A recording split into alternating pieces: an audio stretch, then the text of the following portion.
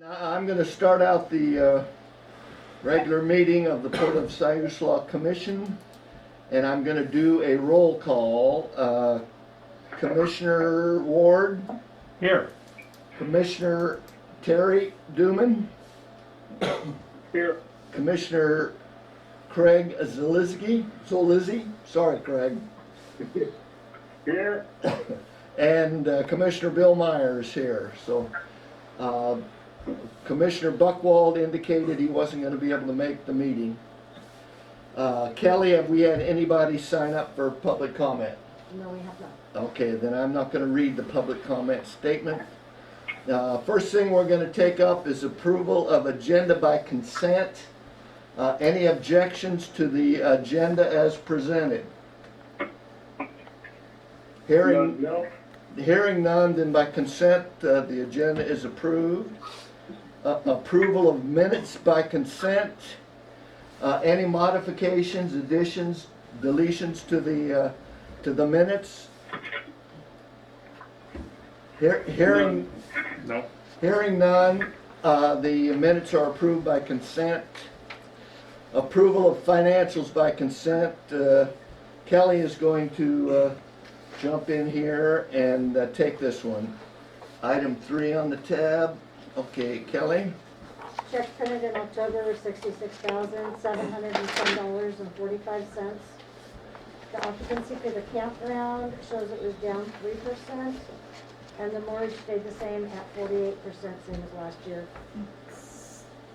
Again, since we've added sites, it's not comparing apples to apples. Okay.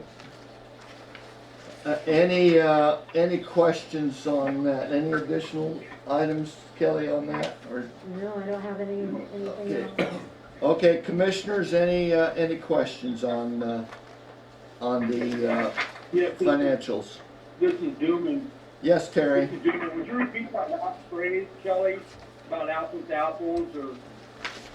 We determined at the last meeting, since we added some new sites, that this year compared to last year is not exactly the same When as you're far as comparing occupancy. Yeah. Understood. any other questions on this one, commissioners? Okay, why don't we do a motion and a second on the approval of the financials. If I could have a motion to accept. I'd like to make a motion to accept the financials as presented. Commissioner Ward moves. Do I have a second? I'll second it. Dooman. Commissioner Craig Zolizzi seconds the motion. Any additional discussion on the financials as presented? I would like to say that I see that our for our campground revenue, we have exceeded our budget for the year by $22,643, which is awesome, and that's what we're halfway through the year. Very nice. Very nice. Thanks, Commissioner Ward, for pointing that out. Any other comments before we call for the question? Hearing none, then I'm going to call a roll call on the question. Commissioner Ward? Aye. Commissioner Duman, how do you vote? Aye. Commissioner Craig Zolizzi, how do you vote? Aye. Commissioner Meyer votes aye. All right, we're on to item 4. David Huntington, review of bids for the Outer Circle electrical upgrade. It's all yours, David. So we've received 3 bids on our electrical upgrade. I'm sure everybody's had a chance to see them and go over them. I'm recommending CFE Electrical Contractor as the bid that we should go with. I realize that they're not the low bid on this project, and we don't have to go with the low bid, but there's certain things that he's including in his estimate that are gonna help us along the way that others, haven't put in their estimates, which would be the excavation for the trenching on our sewer, and also Kurt's, or CFE is planning on doing our electrical hookups for our pump stations and doing our, redoing our, cable at the same time. And so there's additional stuff that he's proposing to do for us in his estimate where other contractors aren't. Okay, now, we don't need action on this one, but we do need, David would like feedback on his selection. That is correct, Kelly and David, we don't, this is a decision that the manager can make, but this is an informative item for the commission. Anybody have any questions of David on his recommendation of CFE be awarded the bid for the electrical on the outer circle loop? Hey, Dave, this is Commissioner Zaleski. What were the last two items you said they're gonna help you with? Well, we're doing sewer at the same time for this project. And CFE has put in their estimate to do the trenching also for us on the sewer. And they're gonna do the hookups for the pump stations. We have to add 2 pump stations to this project for the sewer. Everybody, And that's included in his estimate? that's included in his estimate. Okay. Who did we use before, like when we expanded?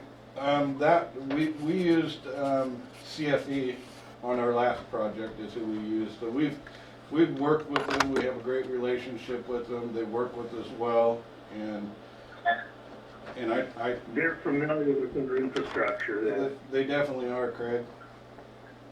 Okay. Thank you. And the estimate it's around it's $2,200 more than our lowest bid. Yeah, I saw that. I support that Terry, recommendation. how about you, Terry, can you support that recommendation? He just said so. I do support it. He just said that. Oh, I'm sorry, okay, I thought that was Craig, okay. And I'm fine with And David's recommendation. Go ahead, Craig. That was, No, I support Dave's recommendation. Okay. Especially since we've used them before, and they're familiar with our infrastructure and what's there. Okay, That would pay dividends just in itself. okay, excellent. Well, we don't need action on this, so we just need consensus, and it sounds like we have it. David, are you satisfied with the answers? Yes, Bill. Okay. Okay, let's go on to item 5, and I'm going to, Can we go back just a minute, Bill? you bet you can. So, with this contract, they're familiar with our insurance requirements and the certificates and mutual insured status and all of those kinds of things as well. We are getting those certificates from CFE, right? Yes, we do with all of our contractors. Okay, just want to double check that. Yeah. Okay, thank you. Okay, so we can go on. Today I worked up some talking points on the industrial park property. 2 sheets I'd like you to have in front of you. One is Pacific View Industrial Park small parcels valuations, and the other is just a crude little drawing of a couple of potential partitions. And I wanted to kind of go over the discussion I had with the city, actually Mike Miller, and for Commissioner Ward's benefit, the port started a discussion maybe a year ago about the potential of the port itself actually developing the property. And we discussed it, and then we've been on kind of a hiatus in terms of visiting it again. But one of my concerns after our initial discussion, when I went back out to the property, I looked at the way the property sloped away from the cul-de-sac, and it looked like we were in for some stormwater lift stations if we had to bring any stormwater that occurred on that parcel back up to the catch basin at the cul-de-sac. Well, when I discussed it with Mike Miller, he said, no, you don't have to pump the stormwater. He says you can handle it all on site with bioswales and other methods, and so it doesn't require any pumping, doesn't require any piping. Each parcel, when if they create an impervious surface, they have to have a certain percentage bioswale, and then any runoff from our roadside, then we would create our own bioswale as a percentage of the impervious, as the paving itself. So suddenly it looked a lot more doable. So what I did today, had an opportunity to visit the Lane County Tax Assessor's Office on property valuations, and I looked at all of the parcels, the small parcels surrounding our particular 38-acre parcel up there, and I created a list of 8. Every one of them that was in the immediate area I have listed here, other than the 5 or 6 that are still owned by the city. So whatever we do, incidentally, we'll kind of be in competition with the city to sell any parcels we might create. But what I found out using the assessor's own figures is that the average per acre price of that industrial property, according to the 2020 figures that the assessor places on it, is $137,391 per acre, which if you received maximum industrial value for the 38.6 acres, which we wouldn't do, I understand that, but that would put the value of that 38.6 acres at $5,303,000. If you assume that we could only get 70% of that value, that would make the property have a value of $3,712,000. And if we assume that we could only get 50% of the current market value that the assessor has on property out there, that would put the value of that 38 acres at $3,712,000. Let's see, was that, no, that the 50% discount, I covered the 30% discount, but the 50% discount would be a $2,651,652. Now, the next two, the phase 1 and phase 2, and I need to qualify, this is just for discussion purposes, just to kind of get an idea of what might be a return possible if we could make a sale. And I understand, David, you're going to talk about this in a little bit about the contact you've had. So we can legally do as we discussed last year, we can take that 38 acres and in 1 year we can divide it into 3 parcels.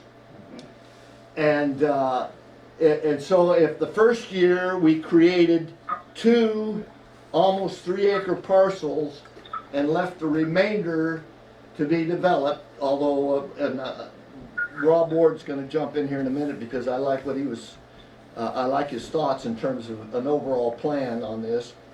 But if we were to sell the first 2 at the 50% discount, the value of that return for the first two would be almost $400,000.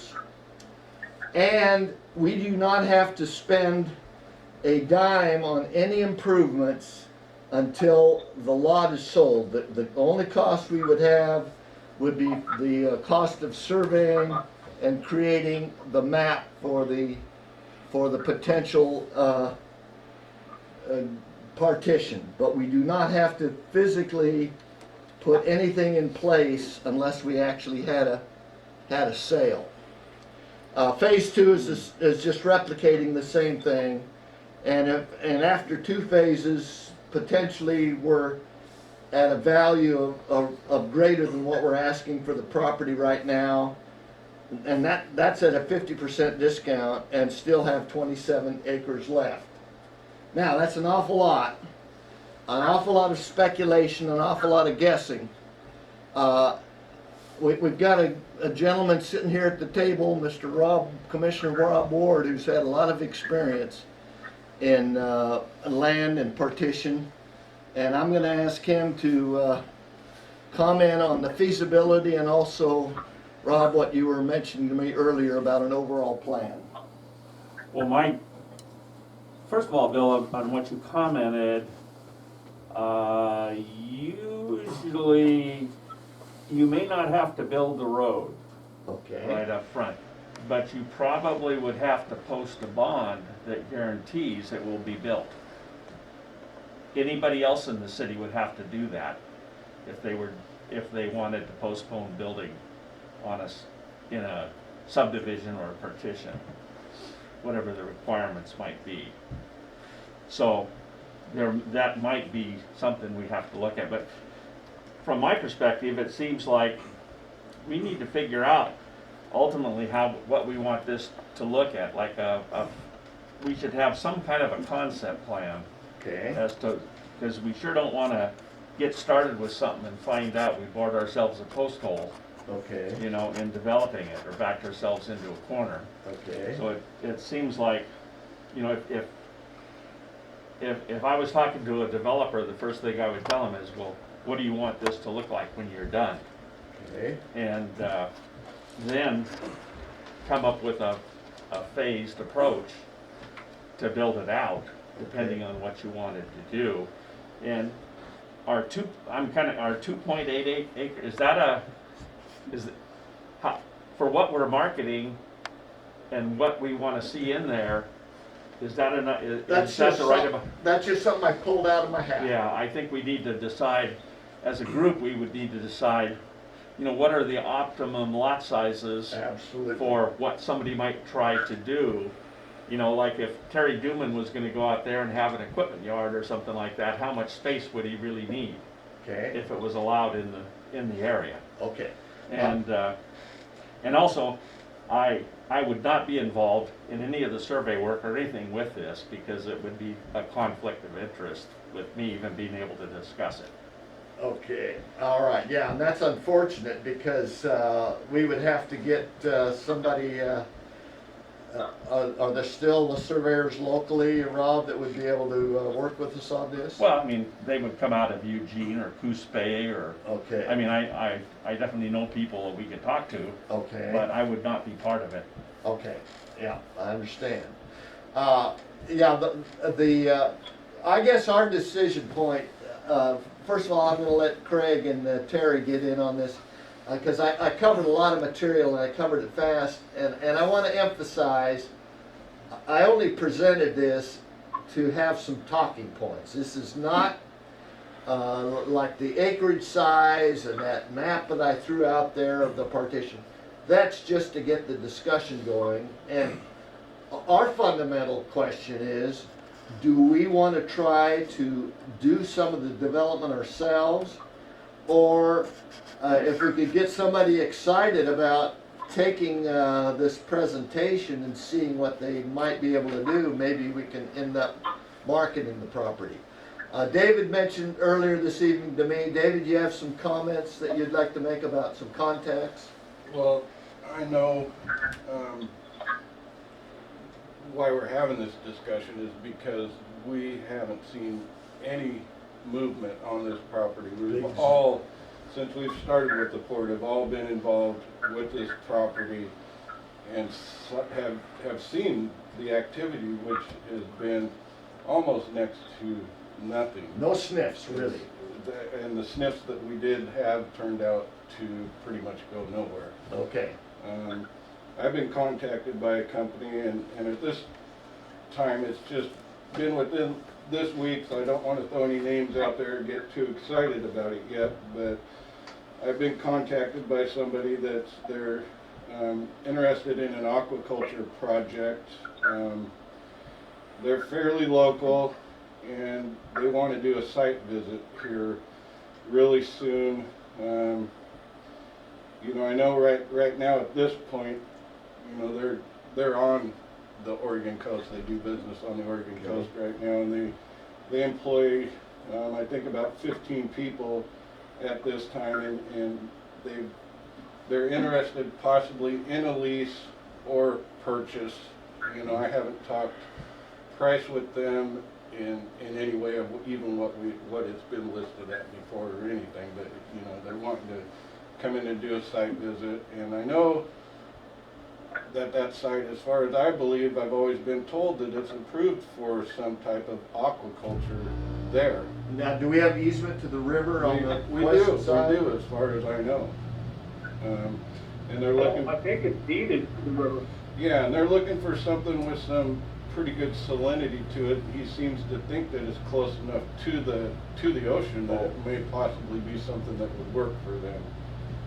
And he's interested enough, he must know something about this property where he's wanting to do a site visit here pretty soon. So I will keep you guys posted on that, but you know,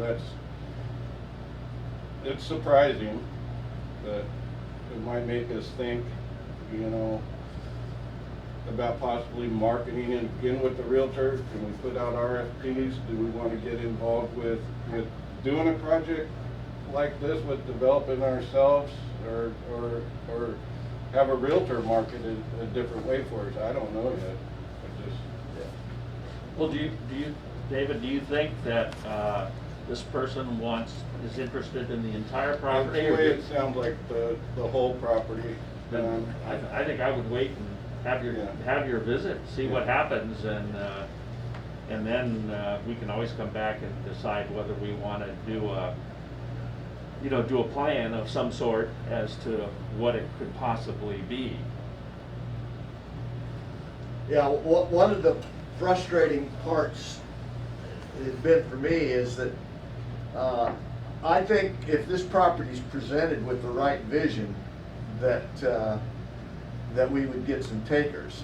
It's amazing if somebody looks at it and it's 40 acres and they figure it's the big chunk and I can't develop this all at once. But if there's a roadmap that's laid out, maybe we do some work in terms of how we would parcel it up without ever spending a dime on the surveyor, just doing some concepts.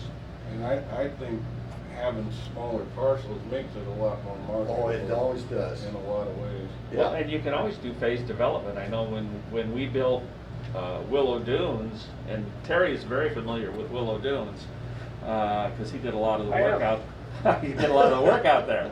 But you know, that was almost a 40-acre site with 87 lots, but we did it in 4 phases. Okay. When we built it, and So you're familiar with that phase approach to developing yeah, a parcel? it works within the city as long as, but they wanted to see what the total project was going to look like. Okay, that's not unreasonable. Okay, all right. So, commissioners, this was just a discussion tonight. We're trying not to make any decisions, but since I kind of started the discussion a year and a half ago, and Commissioner Buchwald was saying, hey, let's get off the dime and see what we can do, I figured it was worth another look and another discussion, especially now that we have Commissioner Ward aboard, who has done a lot of work along developing property. So I don't have any more tonight. This was just to just to get a discussion going, and I'm really interested in hearing what David might have from the individual that's expressing some interest. So any other questions on the phone there, guys? Any questions of Terry or Craig? This is Terry. David, I have a question.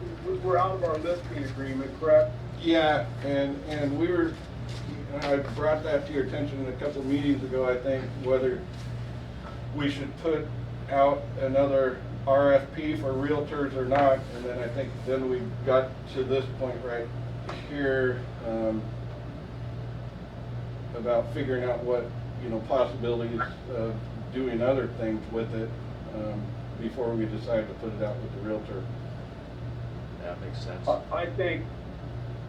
I think once we start this process, after we hear what your interested person wants to say, I think the realtors would become interested.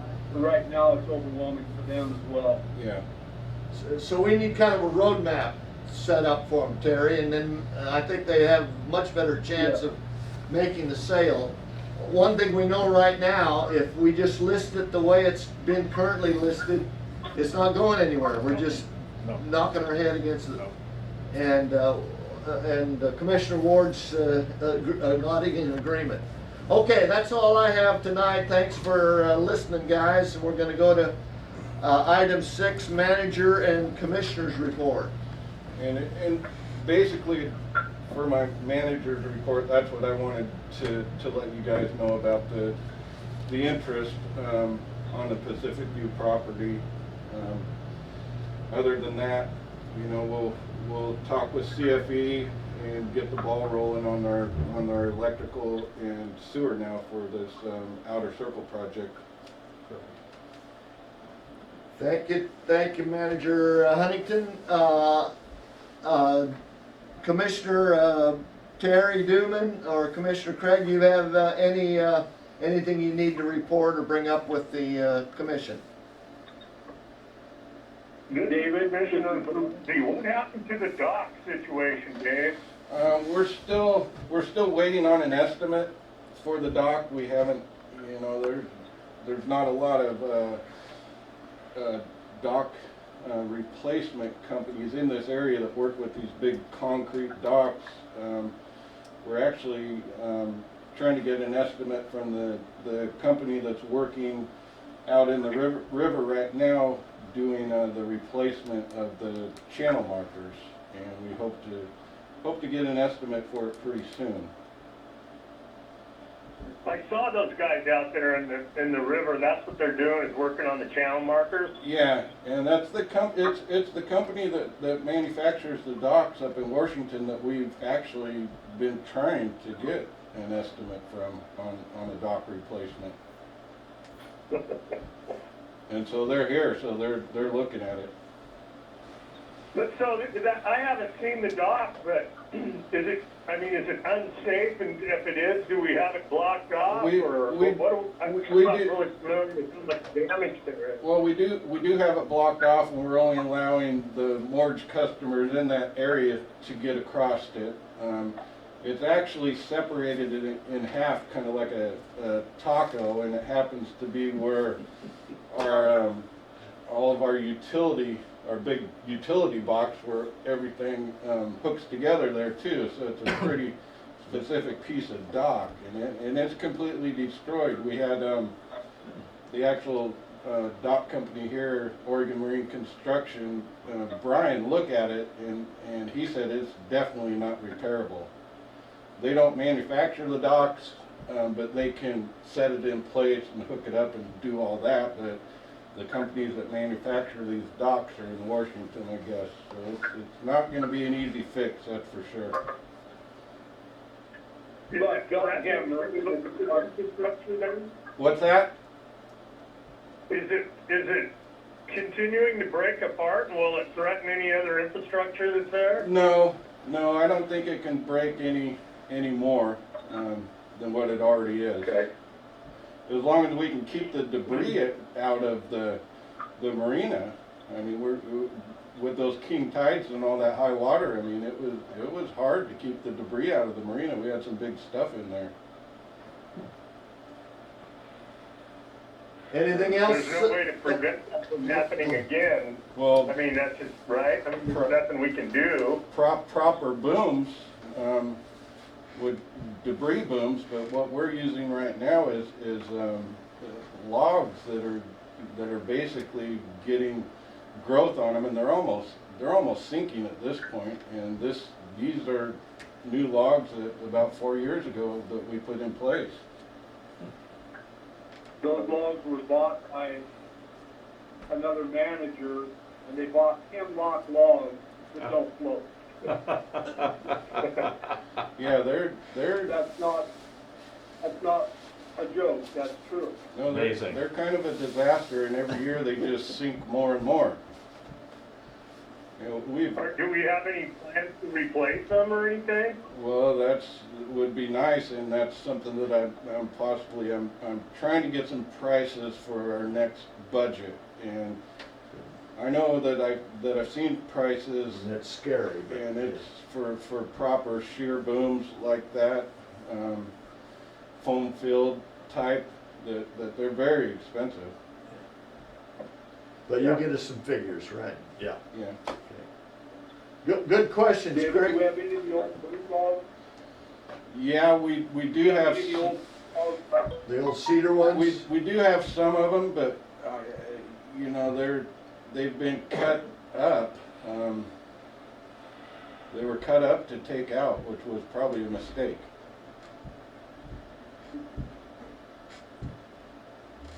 Yep. And they weren't in very good shape too. They had started to sink. Some of them weren't cedar ones. I would say that the cedar ones are still salvageable. And if we can't, you know, get some proper booms at some point, I think we may have to put some of those back in place at some point. Anything else, Commissioner Zalizzi or Terry, Commissioner Newman?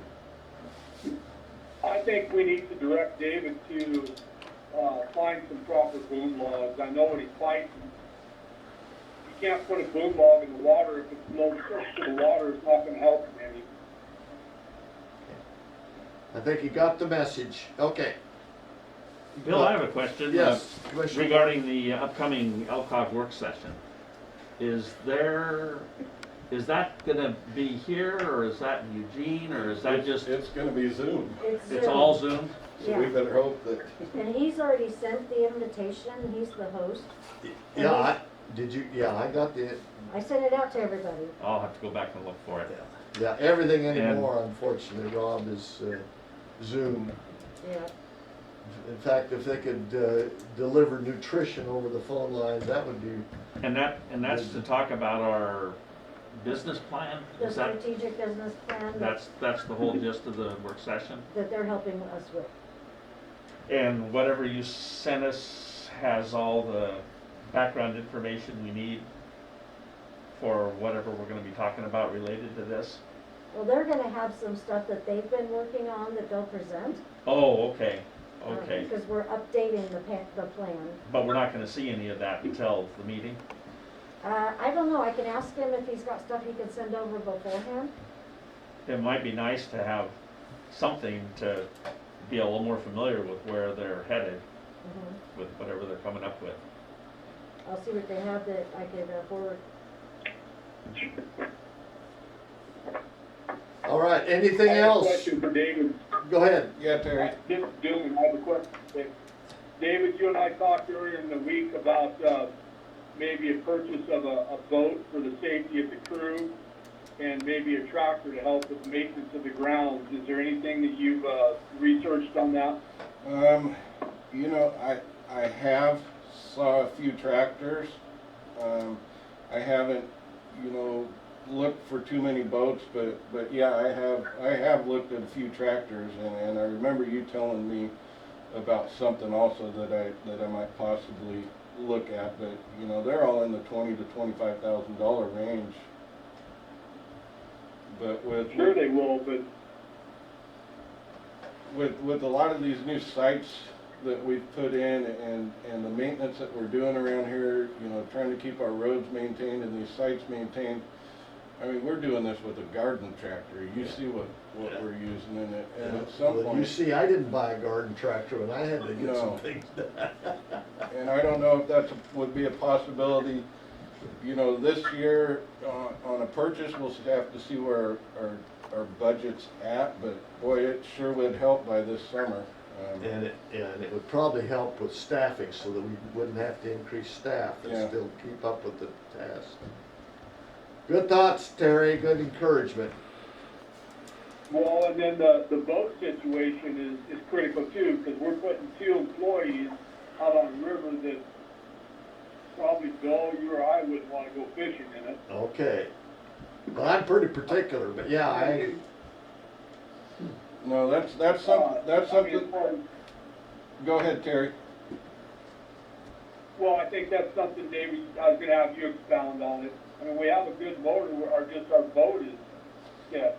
Yes, we do, and that was, I think at the time when we did purchase the new engine, we had discussed at that point of now that we got a new motor that we can transfer to another boat, once we found a decent boat, a safe boat, that we would discuss that further, and I think it's coming to that point where I should really get serious and start looking for another boat. How big a boat are you looking for? We're looking for probably about a 16-foot, ideally 15, 16, possibly at the most, and an 18-foot. Something flat bottom that we can stand up in because we push a lot of logs around and Yeah, stuff. Preferably, you know, flat nosed. workboat, John boat, yep. Okay, anything else? Something that's not riveted. Nope. Yeah. Why, do you got one for sale, Craig? David, let me know how you, No, I have one just like that, but I don't want to sell it. How big motor do we have? We got a 40 horse, 4-stroke, brand new Yamaha. Oh, Oh, wow, that's nice. That'll push logs around. All right, gentlemen, I don't want to cut anything off. These are excellent questions. We learn a lot when we start exploring some of these issues, so I appreciate the questions. Anything else for the good of the order? Anybody have any last questions or comments? Because I'm getting ready to shut this thing down. Hearing none, this meeting is adjourned. Thank you, gentlemen. good night, everyone. Good night. Good night. good job, Bill, Ralph. Okay. Sorry you weren't here, Terry, but we liked the interaction. It worked out fine.